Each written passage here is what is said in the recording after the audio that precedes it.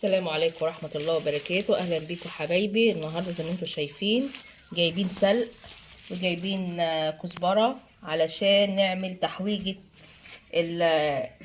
القلقاس. طبعا احنا عارفين في الشتاء الخضرة بتبقى أحلى من الصيف، فأنا قلت بقى أجيب شوية سلق كده زي ما انتم شايفين وشوية كزبرة، بحيث ان انا انضفهم واعملهم واشيلهم ان شاء الله بإذن الله القلقاس لما نعمله، علشان يبقى جاهز، بدل ما كل شويه نعمل السلق مع القلقاس ويبقى تعب علينا. لا، احنا نعمل بقى السلق كده في يوم لوحده كده.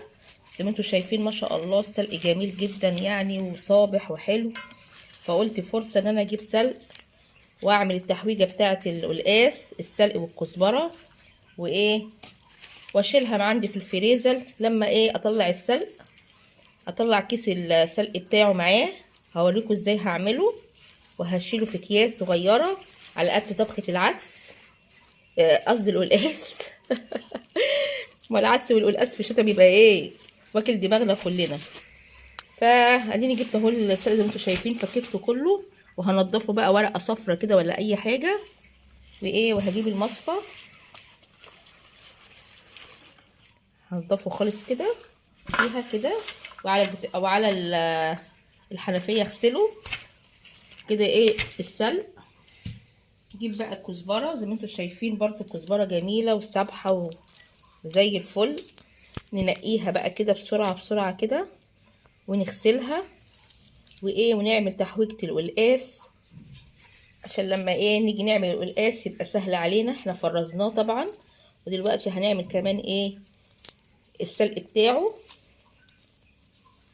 طبعا بيسهل علينا لما يكون عندنا القلقاس والسلق معمولين، يا دوبك نشد من الفريزر ونطبخ على طول القلقاس.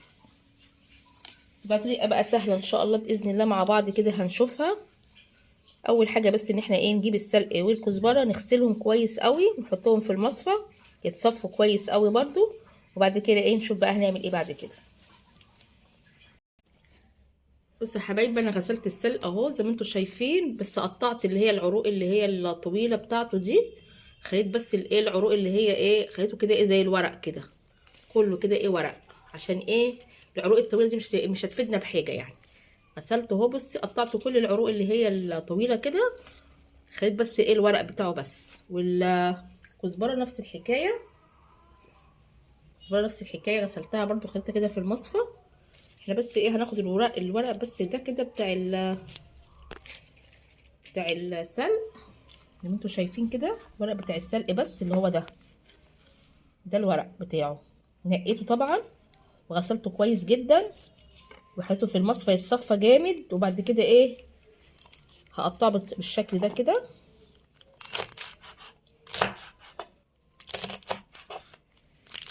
انا بقى احطه في الكبه، بس لازم برضو اكسره كده شويه، عشان يبقى كويس ويمشي في الكبه على طول. اهم بس طريقه ان انتوا تقطعوا الورق بس بتاعه كده، زي ما انتوا شفتوا كده، الورق كده يتقطع والعصيان اللي هي بتاعته دي الطويله دي ملهاش اي 300 لازمه. احنا هنعمل بس كده.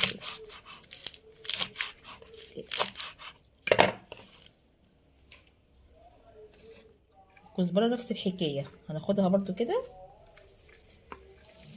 انتوا شايفين الكزبره شكلها تحفه تحفه يعني. دايما يعني بصي اعملوا الخلطه دي دايما، وبتبقى في في الشتاء، حتى لو انتوا هتعملوه في الصيف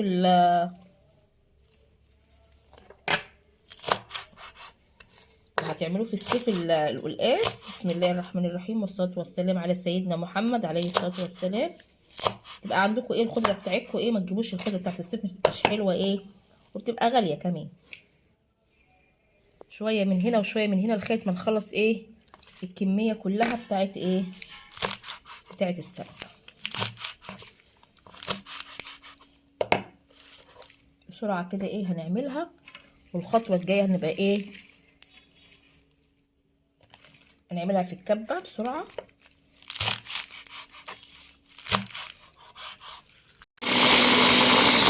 كله في السلق كله في قلب الكبه زي ما انتم شايفين كده. بصوا كمية طلعت قد ايه.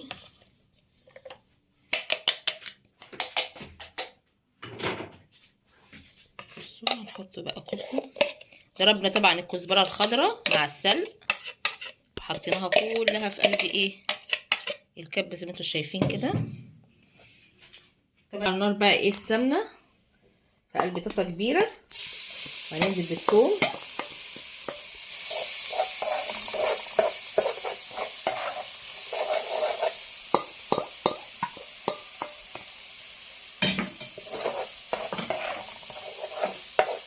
بس ايه الثوم يصفر شويه. اهم حاجه بس ايه ان احنا نضرب السلق كويس وننعمه كويس مع الكزبره الخضراء، تفرق جدا في الطعم.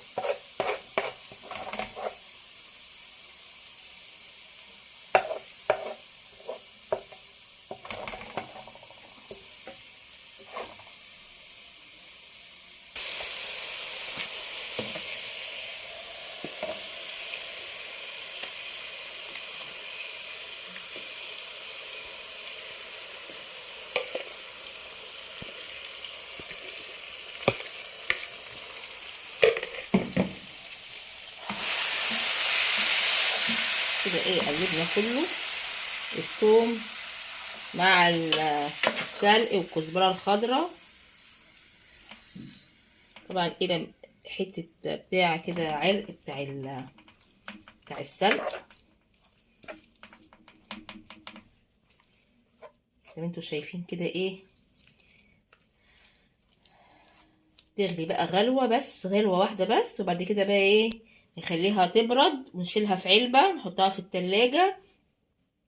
واول ما ايه او نقسم في اكياس صغيره كده على قد طبخه القلقاس، نحط كميه المناسبه للقلقاس اللي احنا هنعمله، ان كان نص كيلو، ان كان كيلو، ان كان 2 كيلو.